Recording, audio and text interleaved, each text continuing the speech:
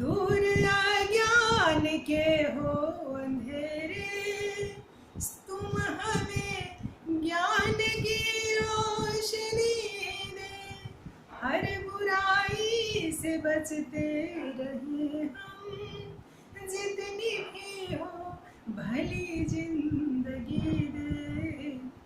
बैर हो ना किसी का किसी से, भावना मन में बदले की हो ना। हम चले नेक रास्ते पे हमसे, भूल कर भी कोई भूल हो ना। इतनी शक्ति हमें देना दाता, मन का विश्वास कमजोर हो ना। इसी के साथ मैं उपस्थित हूँ अपने क्लास में। आप सबों का स्वागत है, वेलकम है। आज मैं हिंदी पाठ 10वां, जिसका पिछले एपिसोड में कहानी जान चुकी हूँ, नाम है ईर्ष्या तू न गई मेरे तर से, जिसके राइटर हैं रामधारी सिंह दिनकर। आज उसी का प्रश्नोत्तरी लेकर आई हूँ, प्रश्न का उत्तर जानेंगे।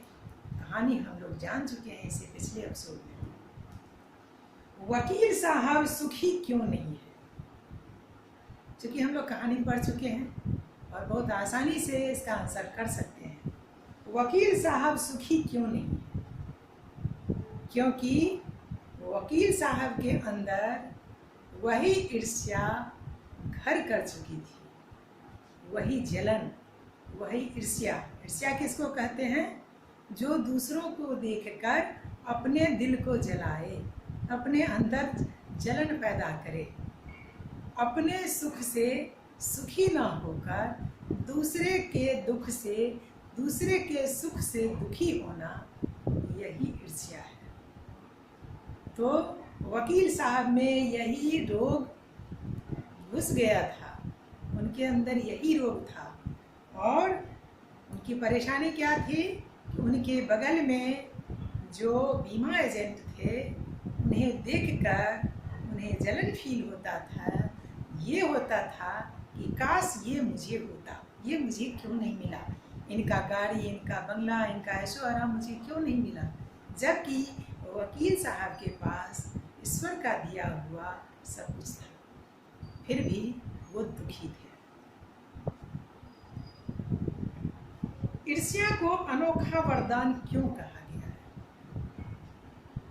वो इसलिए कहा गया है क्योंकि इस बीमारी में आदमी अपना चैन खो देता है, उसका मन विचलित रहता है, उसे नींद नहीं आती।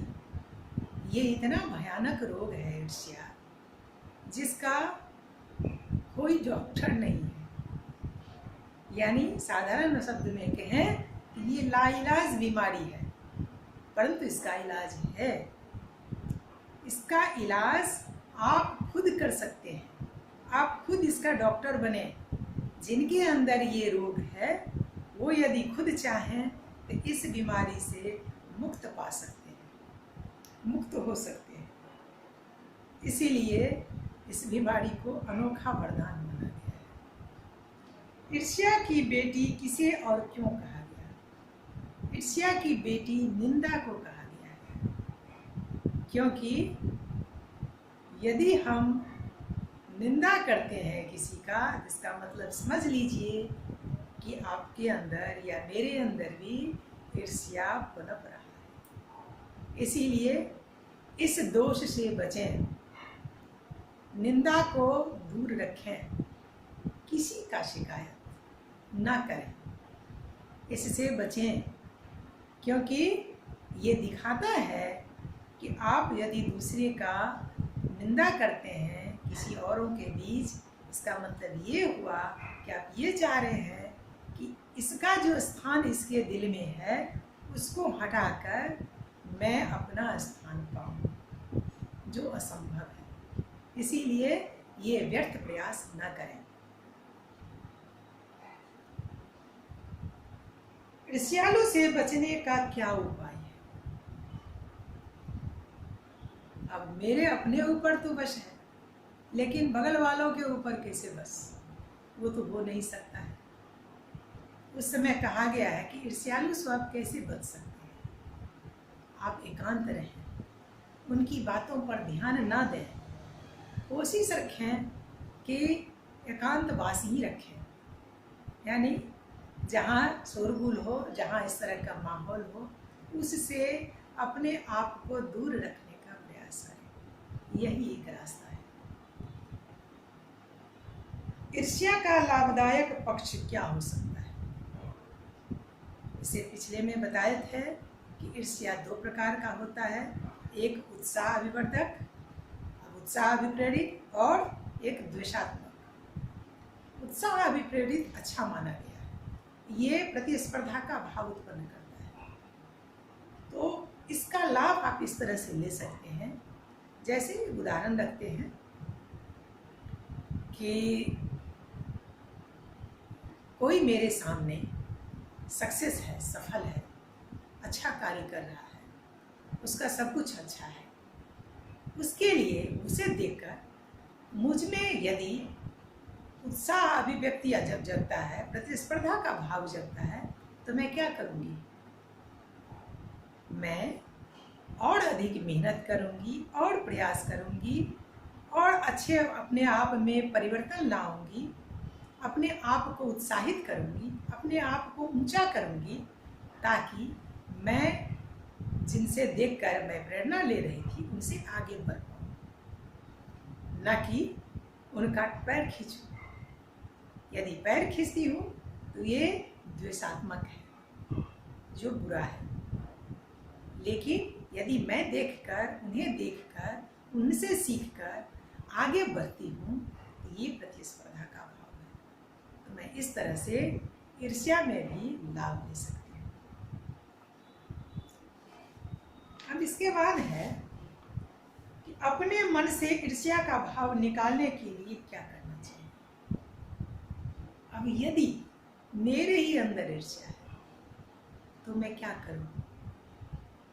मैं पहले तो सोच बनाऊं कि मैं इससे निजात पाऊं, मैं इससे मुक्त हूं। उसके लिए मुझे कुछ बातों का ध्यान देना होगा। पहला ध्यान ये कि अपने आप को रचनात्मक कार्यों में व्यस्त रखें। यानी अपने मन को, बताए थे कि मन चंचल होता है, उसे कोई न कोई काम चाहिए, और मैं अच्छा काम दूं, बुरा काम ना दूं। मन को आदेश करूं कि ये अच्छा काम करो, उसमें तुम व्यस्त रहो। मैं अपने आप को इंगेज रखूं, व्यस्त रखूं। किस में? शिकायत में नहीं, निंदा में नहीं, रचनात्मक कार्यों में, अच्छे कार्यों में। अपने आप को जब व्यस्त रखूंगी तो मेरे पास टाइम नहीं होगा बाकी दुनिया देखने का, बाकी कुछ सोचने का या निंदा करने का।